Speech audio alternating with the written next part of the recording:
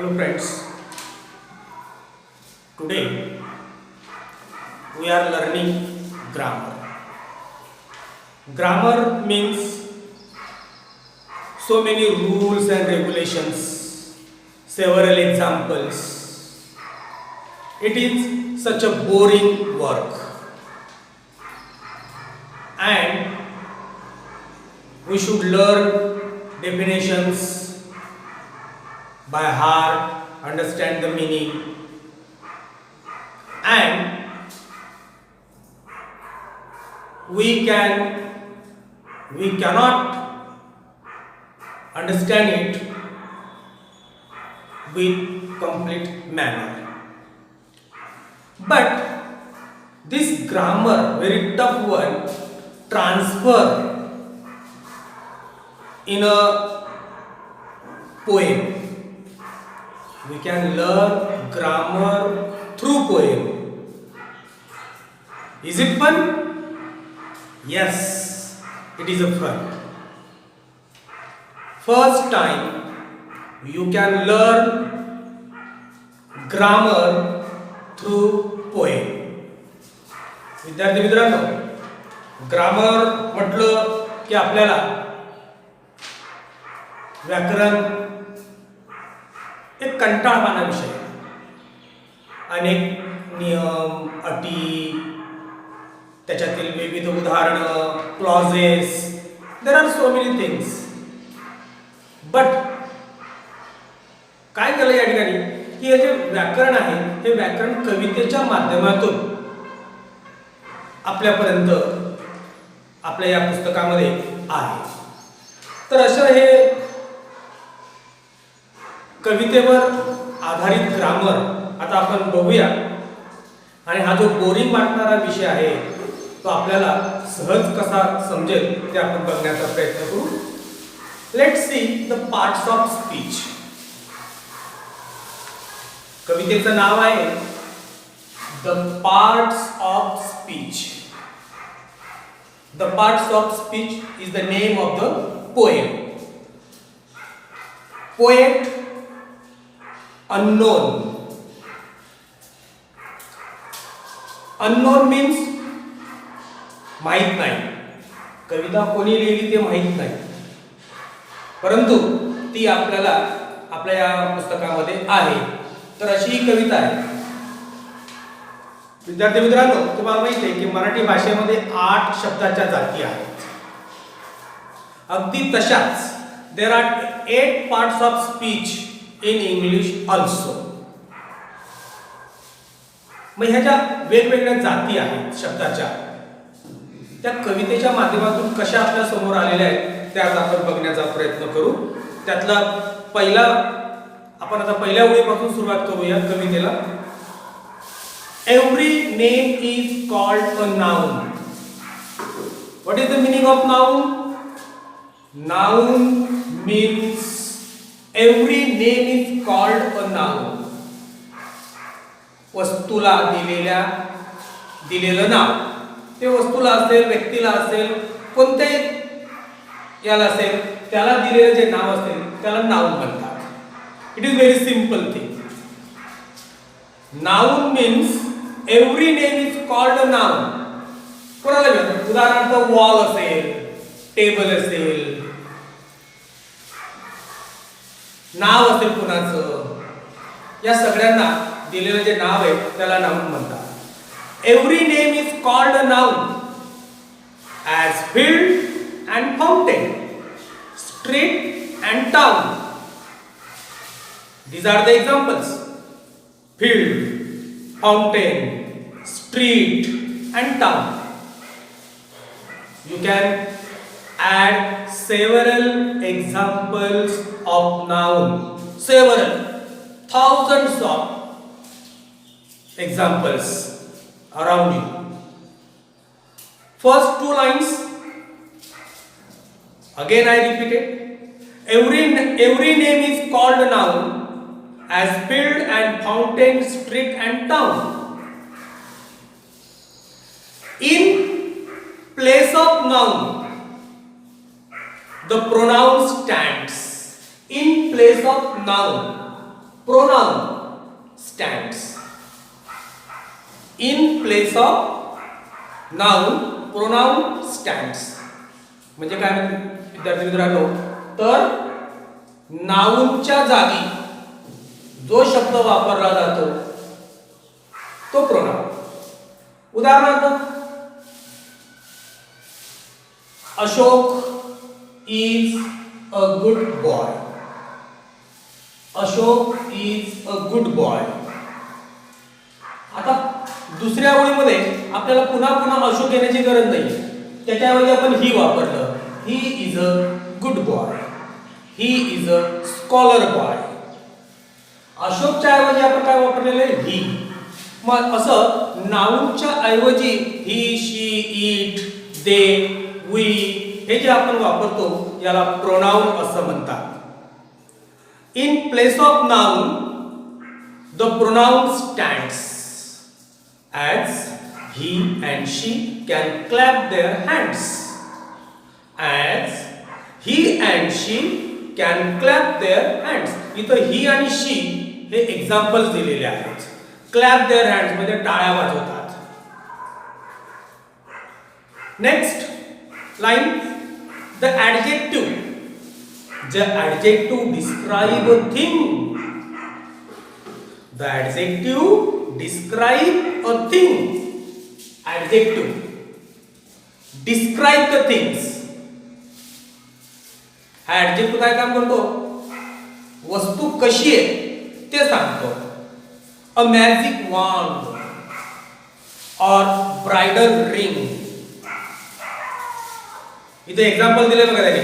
Magic वॉन्ड जादूची काठी. काठी कशी? तर जादूची. Bridal ring. रिंग कोणाची? तर वधूची, नववधूची. असं आपल्याला ऍडजेक्टिव्ह लावतात. एक एक्झाम्पल आपण बघूया. The buffalo is black. Trees are green. The wall is very white. या तिघांच्या मध्ये बघा, वॉल कशी तर व्हाईट, बफेलो कशी तर काळी, ट्री कशी तर हिरवे. तर याचा अर्थ असा आहे की यांच्या विषयी जी माहिती सांगतात त्यांना ऍडजेक्टिव्ह असं म्हणतात. म्हणून या ठिकाणी म्हटलेलं आहे the adjective describe a thing. वस्तूचं वर्णन करतात. डिस्क्राइब करणे म्हणजे वर्णन करणे. As magic wand or bridal ring. The word means action. It is very important parts of speech. Very important action. Word means action. Everything done. Parts of speech मध्ये सगळ्यात महत्त्वाचा जो भाग आहे तो म्हणजे वर्ड. वर्ड हा एखाद्या सेंटेन्सचा आत्मा असतो. To read and write. To jump and run. To read म्हणजे वाचणे. टू राईट म्हणजे लिहिणे. आता बघा, टू रीड लिहिणे, इथे ऍक्शन दाखवली आहे. एक एक्झाम्पल दाखवतो बघा तुम्हाला. इथं वर्डचा अर्थ बघू आपण. Word means action. एक्झाम्पल्स बघू आता आपण त्याच्यावर. पहिला आपण बघूया की he is reading a story. He is reading a story. तो कथा वाचत आहे. इथं हा जो रीडिंग शब्द आहे ना, हा रीडिंग ऍक्शन दाखवतोय. दिस टाइम ही इज रीडिंग. या मिनिटाला तो ते वाचत आहे. म्हणजे या ठिकाणी ऍक्शन दाखवलेली आहे. The verb means action, something done. To read and write, to jump and run. हे वर्ब पण भरपूर आहेत. There are so many verbs in English. How things are done. The adverb tell. गोष्टी कशा झाल्या ते सांगतो ते adverb. As quickly, slowly, badly, well. आपण म्हणतो ना की लवकर लवकर झालं, अतिशय सुंदर झालं, छान झालं. म्हणजे quickly, slowly, badly, well, neatly, nicely, surprisingly. These are all adverbs word जे आपल्याला सांगतात की ती ऍक्शन कशी झाली. The preposition. What is the preposition? Preposition shows relation. Prepositions आपल्याला रिलेशन सांगतं, संबंध सांगतं आपल्याला preposition. As in the street or at the station. तुम्हाला जसं आपण म्हणतो Where are you? I am on the way. मी आता येत आहे, चालत आहे, रस्त्यावर येतोय मी. The cat is on the rack. उंदीर रॅकवर आहे. तर असं एक रिलेशन दाखवतो तो, कुठे आहे, कसा आहे, पंखा कुठे आहे तर वर आहे. तसं प्रेपोजिशन आपल्याला काय सांगतो की रिलेशन सांगतो. Conjunctions, conjunction. What is conjunction? Conjunction join in many ways. हा जॉइनिंग करतो, जोडतो. हा कोणाला जोडतो तो?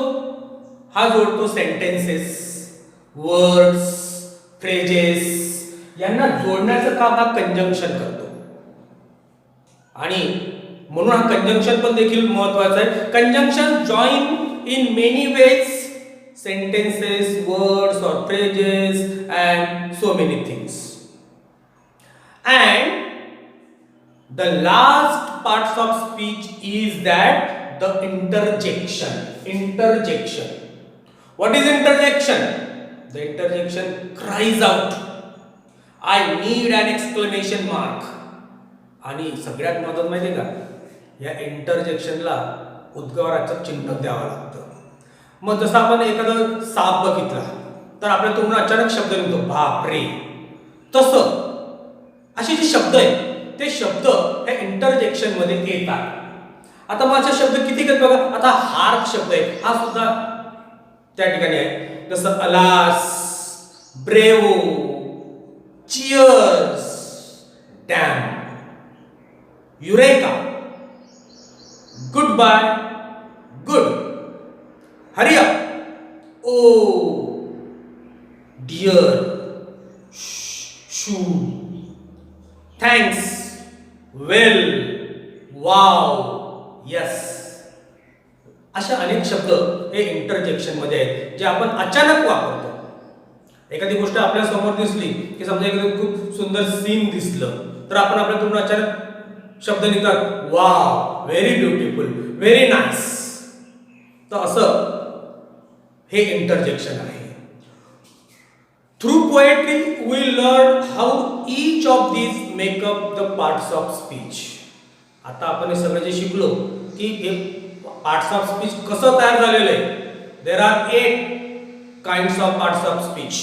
Noun, pronoun, adjective, verb, adverb, preposition, conjunctions and interjections. ह्या 8 जाती आहेत. तर अशा ह्या ज्या 8 जाती आहेत, या 8 जाती मग आपण याच्यामधून काय शिकलो. What we learn from this poem.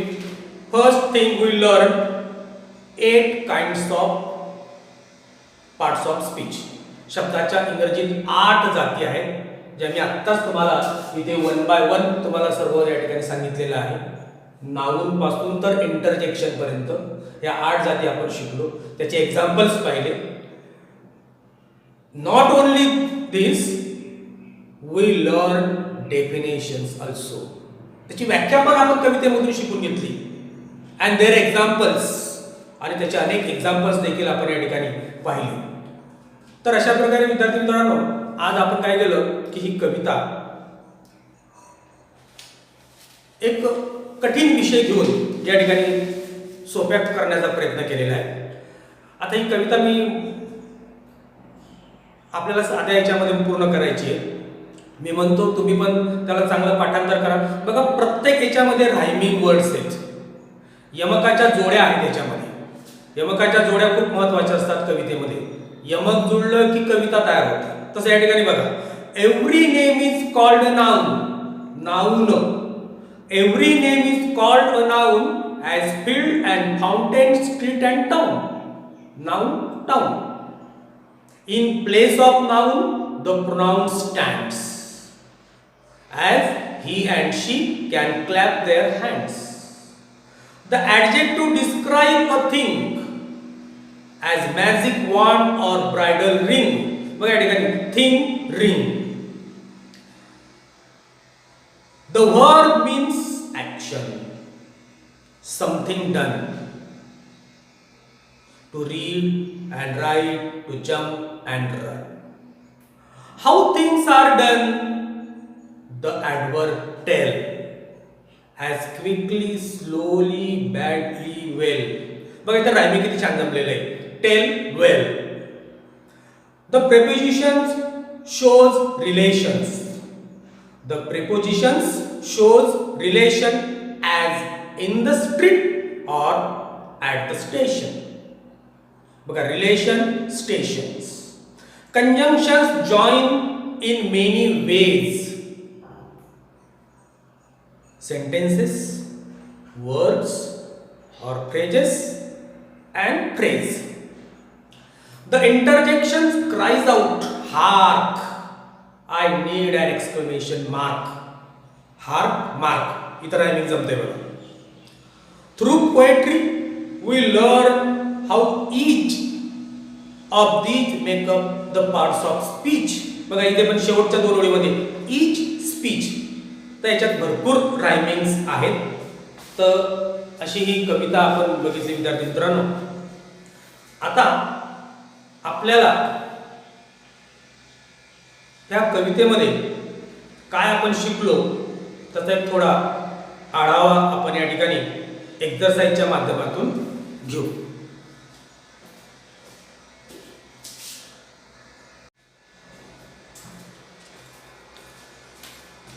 तर friends, now it's time of exercise solving the problem. First question.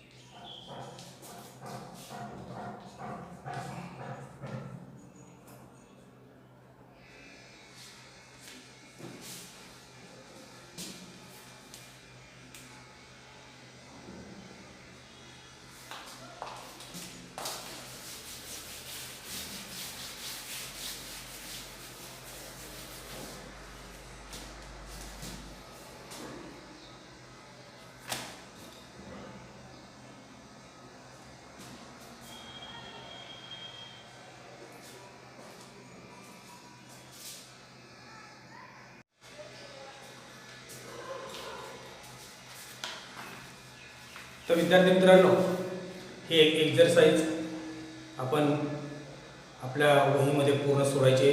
प्रश्न, त्याचे उत्तर, प्रश्न, त्याचे क्वेश्चन आन्सर या पद्धतीने आपल्याला ते आपल्या वहीमध्ये पूर्ण लिहायची आहे.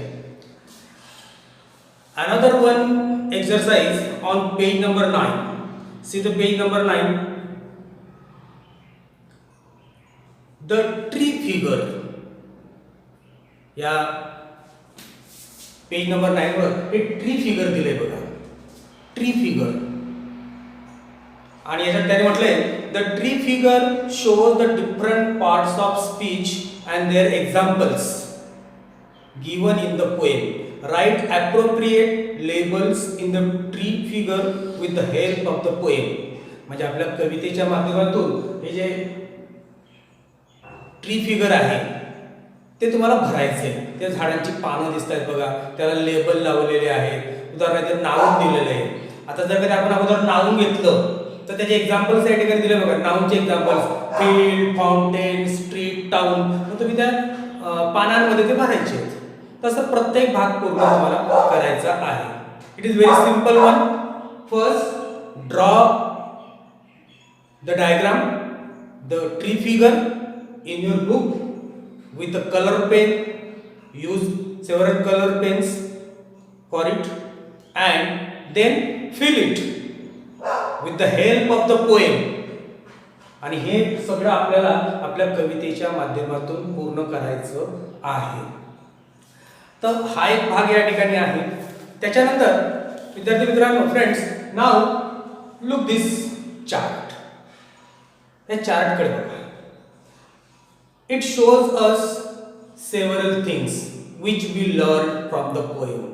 Observe it carefully and then try to solve it. Write more than 25 examples of each parts of speech. तो हा संपूर्ण चार्ट पाहिल्यानंतर तुमच्या काही लक्षात येईल. तुम्हाला अशी अनेक उदाहरणं तुमच्या पुस्तकामध्ये आहेत, ते शोधा. पहिले समजा आता हे कसं निरीक्षण केल्यानंतर खाली नाऊन टाका, त्याचे 25 उदाहरणं लिहा. प्रोनाऊन टाका, त्याचे 25 उदाहरणं लिहा. म्हणजे तुमच्याकडे पार्ट्स ऑफ स्पीच हा भाग अतिशय पूर्णपणे तुमच्या तो लक्षात राहील. तर in this way we have completed this poem. Thank you.